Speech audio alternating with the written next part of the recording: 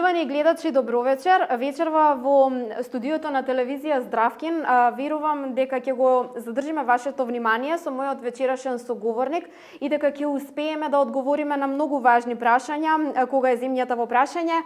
Добро вечер му посакувам на господинот Бојан Маричич, заменик председател на владата задолжен за европски прашања, меѓународен секретар на Социјалдемократскиот сојуз на Македонија. Посакувам добре дојде во Велес.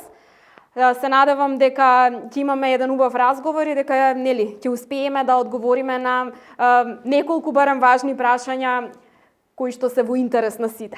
Добро вечер, благодарам на поканата, секогаш радо и со драга волја во Велес, така што драго ми е што сум тука и што можам да одговарам на прашањата. Так, ќе започнеме веднаш и тоа ќе започнеме со она што ни е навистина многу важно во онаа фаза во која е земјата. Го имаме од неодамна извештајот за напредокот на Македонија изготвен од Европската комисија. Се разбира, нотирани се пофалби, нотирани се реформски процеси, но сепак имаме и забелешки на кои што треба земјава да работи и понатаму, реформите да продолжат, усвојувањето на законодавството и еден ваш печаток. Мислам дека ова добар позитивен извештај за нас како држава и добро е што доаѓа во вистински момент кога прв после почнувањето на преговорите во јули оваа година. Овој извештај според нас како влада секогаш е реален приказ на состојбата, значи изнесени се и сите напори, и сите достигнувања и се она што е направено во тешки услови на криза, во услови на војна во Украина. Поздравени се нашите напори за поддршка на Украина и целосно усогласување со политиките на ЕУ за надворешна и безбедносна политика. Пофалени се напорите особено за економска стабилизација и помош на граѓаните во време на криза, значи се сместуваме во група на држави кои што направиле многу во тој дел, секако според нашите можности, значи не можеме ни вон тоа, и задржан е реформскиот курс. Тоа е оценката на извештајот. Секако дека има и предизвици, секако дека има и работи што мора да се подобрат и допрва да се направат, и во таа смисла нам ни е тоа водич, нам ни е тоа насока како да продолжиме понатаму. И во областа на судство, и во област на владење на право, и подобра организација на јавната администрација, подобри услуги за граѓаните, тоа ние сме свесни за тие работи, ги земаме како факт и ги земаме како мотивација да направиме повеќе. Овој позитивен извештај за нас не е, да речам, доволен за да се опуштиме и да кажеме ете сме завршиле работа. Напротив, овој извештај ни е водилка за нареден реформски план кој што до наредната година треба да покаже дека во сите оние области каде што сме добри ќе продолжиме да бидеме добри, а таму каде што имаме слабости ќе ги подобриме. Да, еве го споменувате реформскиот процес, да не заборавиме дека еврокомесарот за проширување врхи побара да продолжи тој реформски процес и на што ќе биде фокусот еве? Фокусот мора да биде пред се на она што е функционирање системот, владење на правото, подобрување на ситуацијата во собранието, затоа што знаете, ние можеме политички да се препокуваме со опозицијата за многу прашања и тоа е нормално во една демократска држава. Меѓутоа во самиот извештај е укажано на тоа дека деструктивниот однос на опозицијата не може да биде легитимна политика бидејќи е на штета на државата и на граѓаните. И затоа нашиот фокус ќе биде на тоа, на подобрување на состојбата во собранието, за да законите во интерес на граѓаните поминуваат побрзо, подобро со сите забелешки се разбира, подобрување на ефикасноста на правосудниот систем и на неговата независност и непристрасност, борба против организираниот криминал и корупција секако. Корупцијата е една од клучните точки која што се детектира во извештајот, дека таму треба уште да се работи, да не заборавиме не слободата на изразување во медиумите, животната средина тука е исто како една од тие точки на кои што е потребно да се работи уште многу да се вложи труд. Токму тоа сакав да го кажам, дека и животната средина како тема која што е важна, но и бара многу и вложувања финансиски напори, и слободата на медиумите, каде што неодамна, токму кога излезе извештајот, донесовме закон за намалување 10-кратно на глобите за новинари во случај на граѓанска одговорност за клевета и навреда, но и треба уште многу да се направи за да се заштитат и новинарите, но и сите останати од говорот на омраза, од нападите, подобрување на услови за работа. Владата за тоа секогаш била подготвена и во последните неколку години имаме и реален скок во слободата на медиумите. Да не заборавиме и на забелешката за слабата контрола на законодавната извршната власт.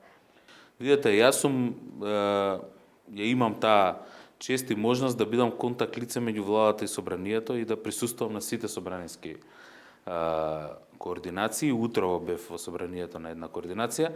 Мислам дека собранието има многу можности и треба да ги користи, но секако важно е да се ја задржи, да го задржи нивото на законодавната улога, јавниот интерес. Владата никогаш не е пречело ниту за пратенички прашања, ниту за разгледување на извештаите на некои институции, дали е тоа Завод за ревизија, дали е МТВ, дали е обвинител, се едно. Секогаш сме биле отворени за тоа, но важно ни е да тече законодавниот процес нормално. 1500 амандмани на закон не е нормален процес, или 5000 амандмани, тоа е злоупотреба на можноста за амандман. Ние сме за контрола, но сме и за функционално собрание. Ке го продолжам разговорот во контекст на вашата посета на Брисел на почетокот на овој месец. Со вашиот преговарачки тим се разбира на првиот состанок за билатералниот скрининг, што започнува со поглавието 5. Кои се заклучоците од Брисел?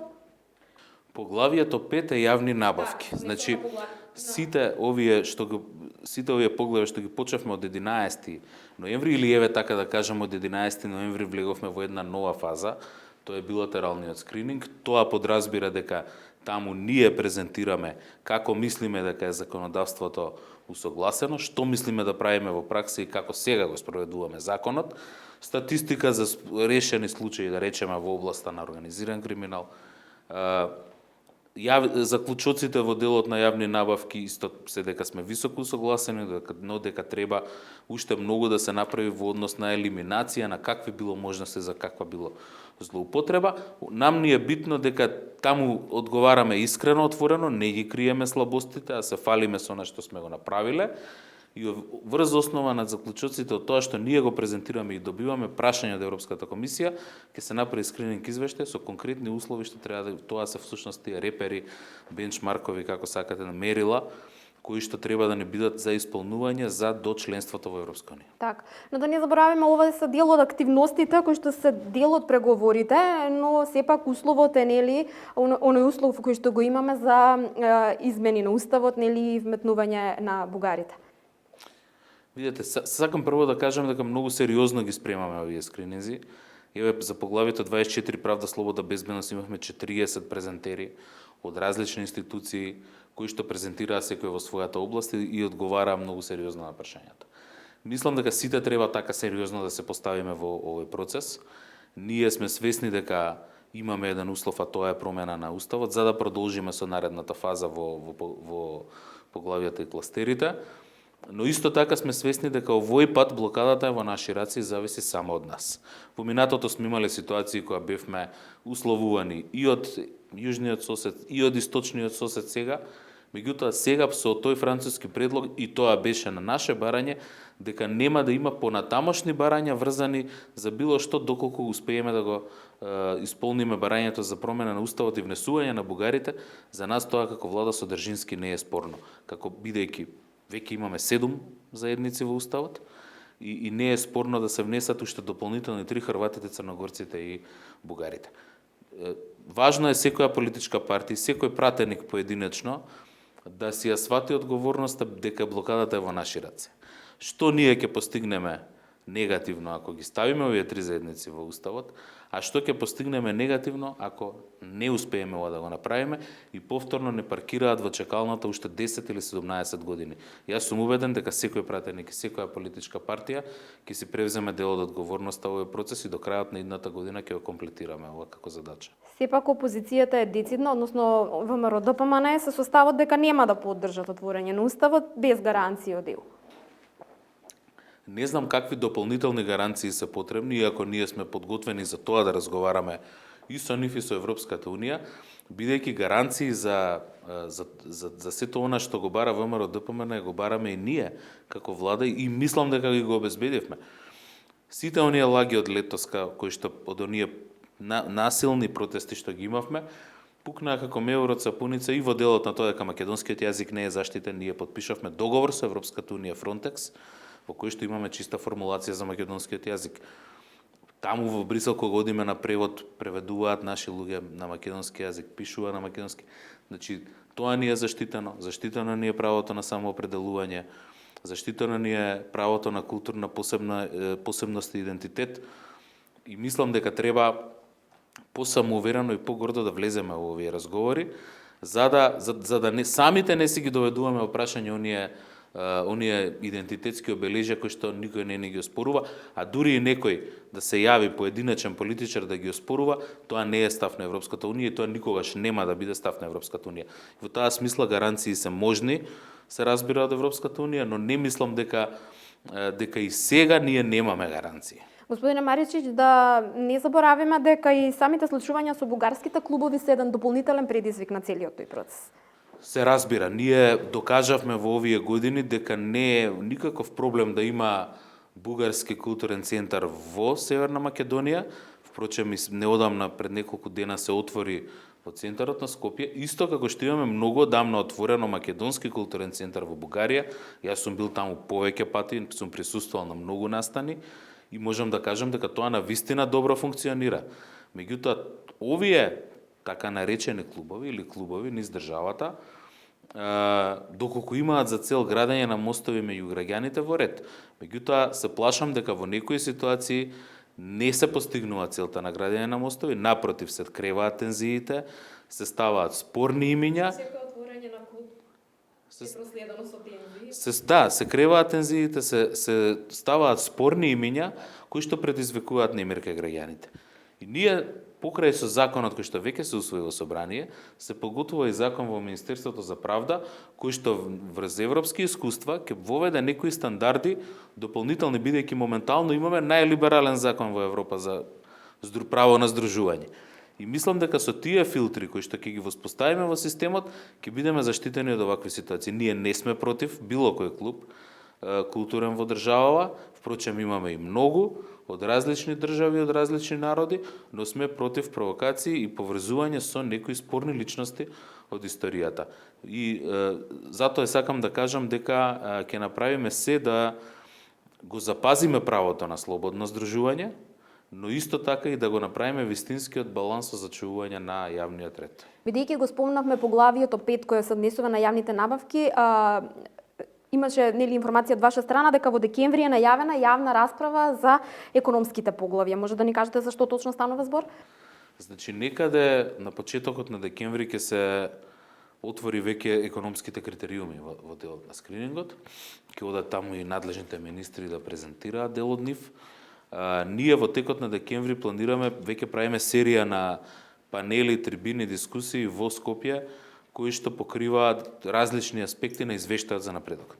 Целта на ова што го правиме до крајот на годинава со економските критериуми е да ги седнеме на маса и институциите, значи Министерството за финансии, за економија, вице-премиерот за економски прашања и други важни институции, со бизнис заедницата и со граѓанскиот сектор и да дискутираме за тоа што треба заедно да направиме за овие преговори да траат пократко, а нашата економија да има позитивни ефекти од тоа, без да се допре до ефикасноста на економијата и до интересите на нашите компании.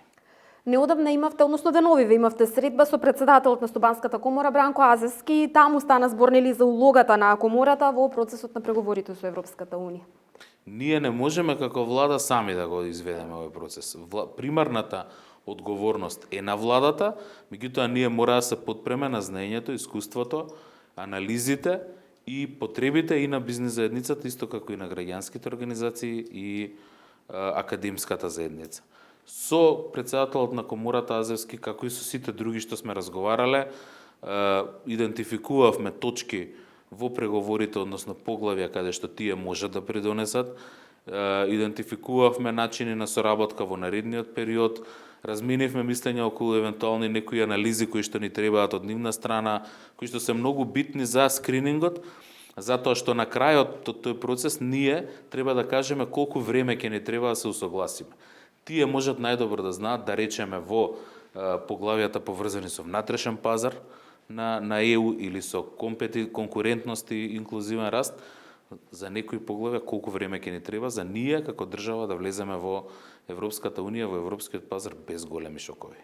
Така, но добивте и порака за департизација на институциите. Добивме порака за департизација на определени институции за почеток да речам. Например, Заводот за статистика, Бирото за јавни набавки, неколку беа наведени, но Заводот за статистика примарно. И јас можам да кажам дека јас лично ги познавам и многу работев со луѓето од тој завод за време на пописот по-конкретно, дека има навистина професионално водство на Заводот за статистика, дека скрининг процесот два пати и објаснувачкиот и билатералниот поминаа многу успешно во Луксембург, каде што се наоѓа Евростат, седиштето на Евростат, таму бевме и имавме прилика и да слушнеме, но и да кажеме, и мислам дека сме тука на добар пат во однос на тоа, и легитимно е бизнес заедницата да ги бара овие работи и ние сме подготвени да разговараме, но секако е важно бизнес заедницата да го даде својот придонес во преговорите, да објективно течат што пократко, што поефикасно ги отклонуваме бариерите за заедничкиот пазар и ги подготвуваме компаниите за влез на тој европски. Барањата се и што поскоро донесување на оние европски закони, бидејќи сето тоа придонесува економијата да не назадува дополнително. Сето тоа е врзано, затоа реков дека е важно да профункционира собранието, бидејќи јас бев претходно министер за правда, закони кои што се пуштени на мој предлог како министер за правда во собранието во јули 21, значи пред година и пол, дури сега дојдоа на дневен ред и беа изгласани. Мислам дека тоа премногу време, а се со европско знаме, легитимно ставено европско знаме во програмата за национално законодавство, усогласување со ЕУ.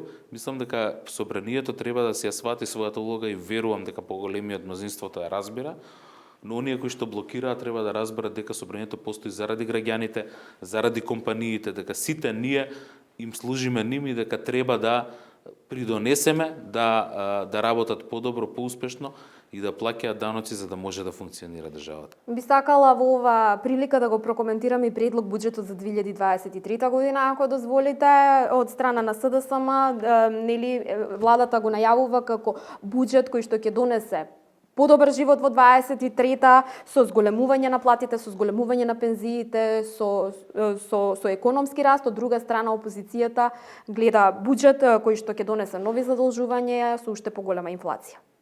Ние имаме кризна година и во кризна година го зголемивме буџетот. Значи, буџетот е над 5 милиарди евра. Имаме имаме прилика сега на трибината во Градско и да разговарам за тоа со граѓаните. Имаме по прв пат сериозно зголемени субвенции. По прв пат ќе воведеме за земјоделие.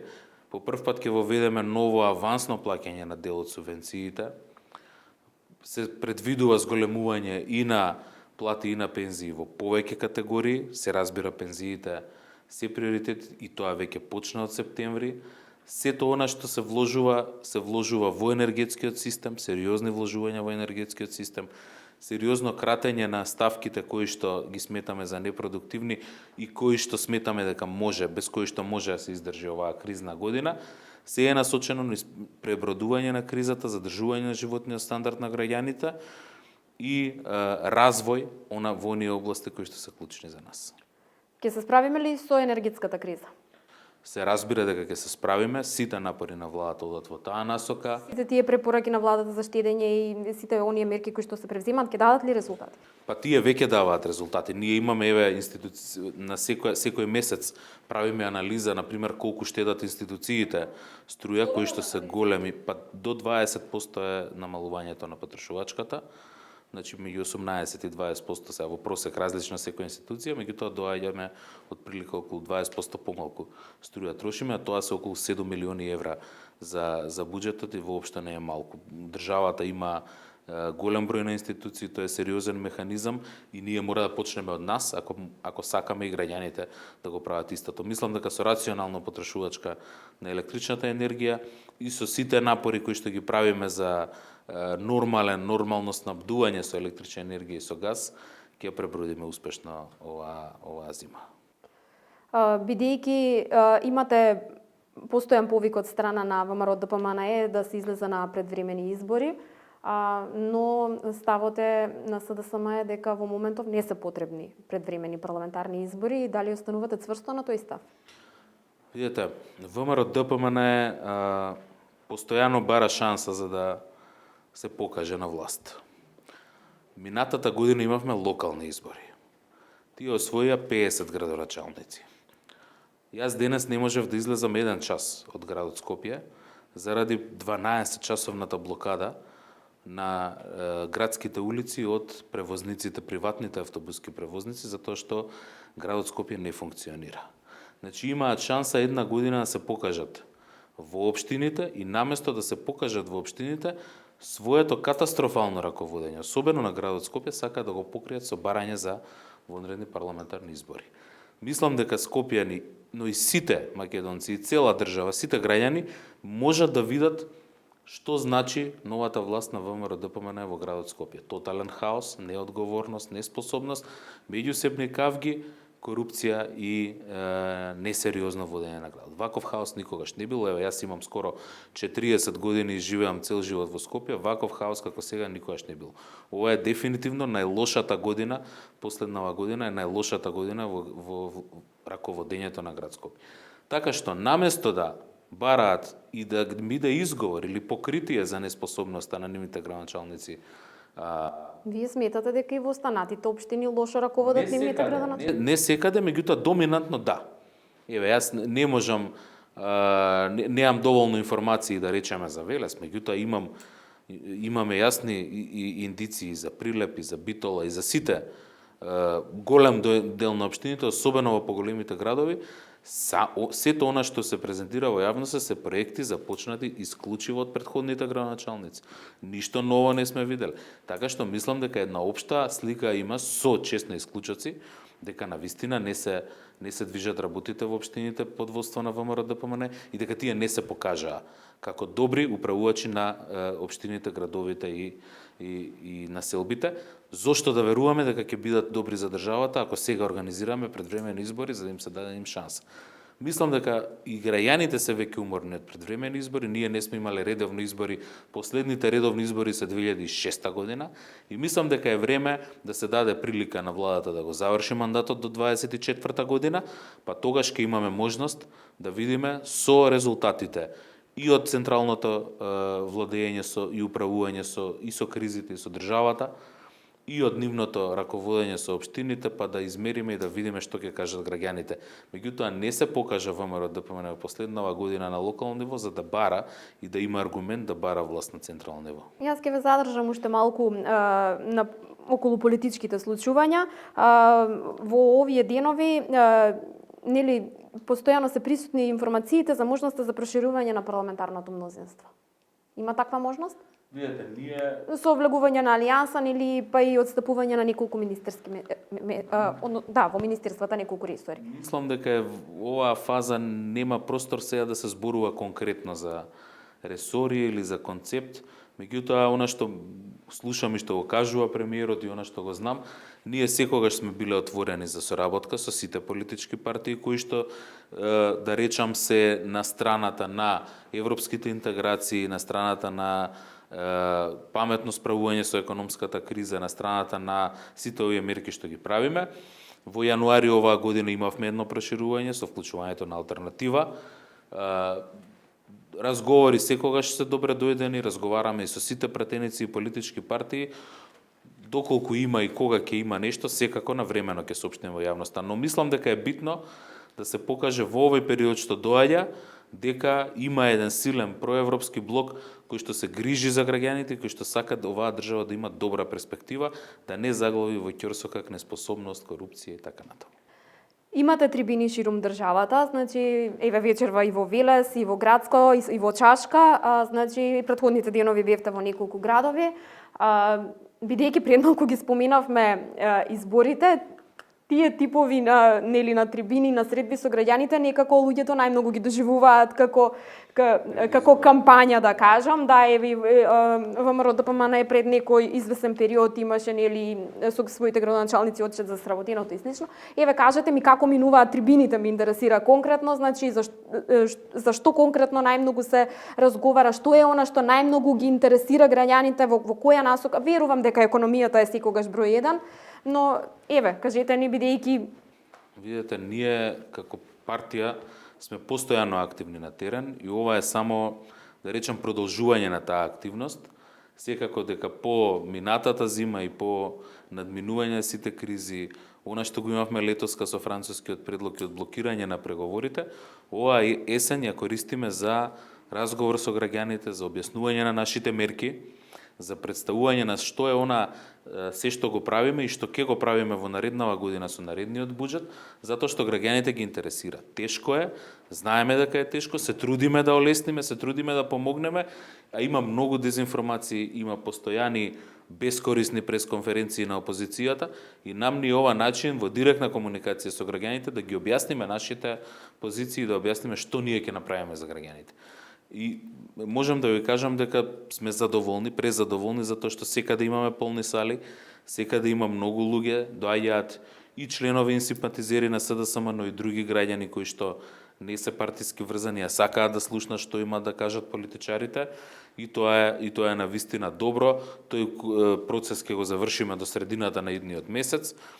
Ќе покриеме и повеќе скопски општини, но јас од она што го гледаме дека има навистина една добра енергија и во ова тешко време да се присуствува на такви трибини и да се прашува. Прашуваат граѓаните и за тоа како, што им нуди државата, особено во земјоделските краишта, добиваме конкретни прашања во делот на субвенциите во земјоделието, како да се справат со кризата со која што се соочуваме и со цените и со струјата, но исто така прашуваат многу и за крупните прашања. Дали ќе успееме да го пробиеме во нашиот европски пат, дали веќе еднаш ќе се затвори таа приказна, дали ќе не биде, нема да не биде како членка во Европската унија, дали имаме перспектива и иднина. И мислам дека и тоа им е битно на граѓаните и затоа сум среќен и што присуствувам и што имам можност да разговарам со нив, затоа што мислам дека е секогаш важно да им се објаснува на граѓаните и што правиме и што планираме и да имаат можност да не видат, да не прашаат и да поразговараат со нас. Ви благодарам што покрај присуството на трибините одвоивте време да бидете и наш вечерашен гостин. Ви благодарам за информациите што ги споделивте. Благодарам за поканата.